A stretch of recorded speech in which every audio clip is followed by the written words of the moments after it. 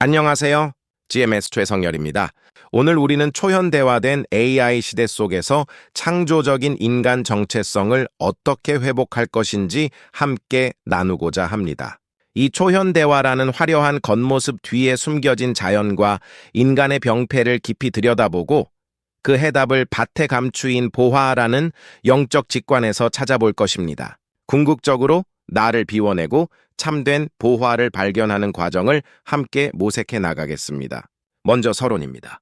우리가 살고 있는 이 초현대화된 사회, 즉 초감각 시대는 인간의 오감을 끊임없이 자극하며 말초적인 쾌락과 데이터의 홍수 속에 빠뜨리고 있습니다. 이때 나를 가리고 있는 장애물은 바로 이 시대의 화려한 기술적 감각들이라고 할 수 있습니다. 이러한 상황 속에서 성경적 배경을 바탕으로 감각적 기술 사회에 대응하고 밭에 감추인 보화, 곧 영적 직관을 발견하기 위한 방안을 제안하고자 합니다. 현재 우리의 장애물은 기술적 감각이 나를 가리는 것이고, 문제는 오감 자극과 데이터 홍수로 주의가 분산되는 것입니다. 이에 대한 해답은 밭의 보화, 즉 영적 직관을 회복하는 데 있습니다. 첫 번째 주제는 가짜 풍요의 역설 눈을 가리는 자기 중심성입니다. 초현대화의 안개를 먼저 살펴보겠습니다. 초현대화는 우리에게 무한한 편리함과 부를 약속하지만 이는 인간의 탐욕을 자극하여 영적 시야를 가리는 자욱한 안개와도 같습니다. 마치 밭을 갉던 사람이 땅만 보고 걷듯 현대인은 자기 개발과 명예라는 나만의 밭에 매몰되어 있습니다. 지금 우리가 서 있는 자리에서 우리를 가리고 있는 것은 바로 성공해야 한다는 강박과 소유에 대한 집착입니다. 이것이 커질수록 우리 발밑에 있는 하나님의 나라는 보이지 않게 됩니다. 해결책은 바로 분별의 안목입니다. 로마서 12장 2절 말씀처럼 우리는 이 세대를 본받지 말고 마음을 새롭게 해야 합니다. 초감각 시대는 인공지능과 가상현실 같은 화려한 도구로 우리의 시각과 청각을 장악합니다. 이때 기술이 주는 편리함이 곧 영적 유익은 아님을 깨닫는 영적 분별력이 필요합니다.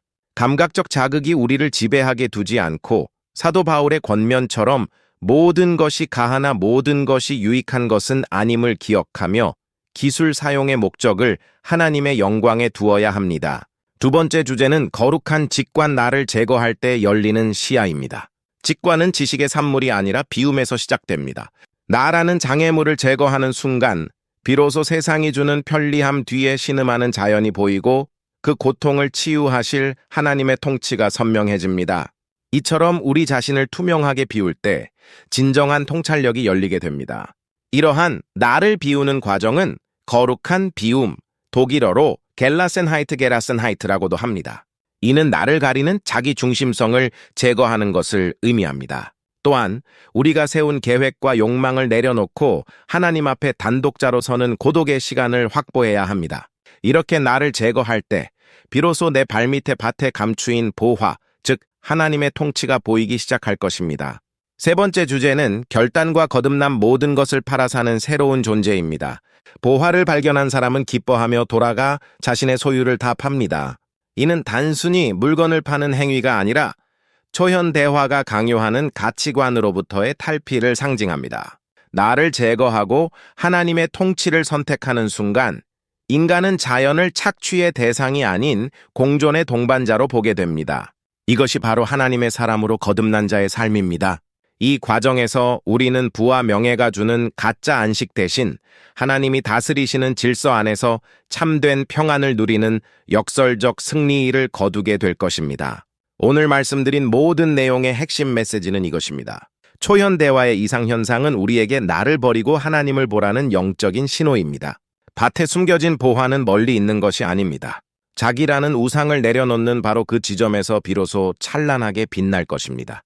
즉, 초현대화의 이상현상을 영적 신호로 받아들이고 자기 우상을 내려놓을 때 보화의 찬란한 빛남을 경험하게 된다는 것입니다. 네 번째 주제는 영적 감각의 회복 보이지 않는 것을 보는 믿음입니다. 히브리서 11장 1절 말씀처럼 믿음은 바라는 것들의 실상이요 보이지 않는 것들의 증거입니다. 초감각 시대의 함정은 오직 보이는 것과 느껴지는 것만을 진리로 믿게 만든다는 것입니다. 하지만 성경은 육신의 감각 너머의 영적 감각을 강조합니다. 육신의 눈으로는 보이지 않지만 믿음으로만 발견할 수 있는 보화를 찾는 훈련이 필요합니다.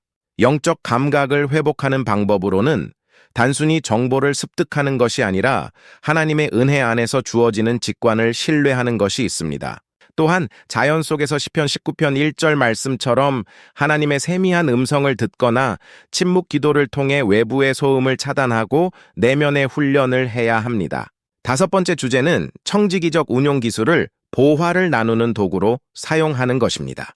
성경은 기술 그 자체를 악으로 보지 않고 인간이 하나님의 형상을 따라 창조성을 발휘하는 도구로 봅니다. 따라서 초감각 기술을 나를 드러내는 명예의 수단이 아니라 소외된 이들을 돕고 복음을 전하는 청지기적 도구로 사용해야 합니다.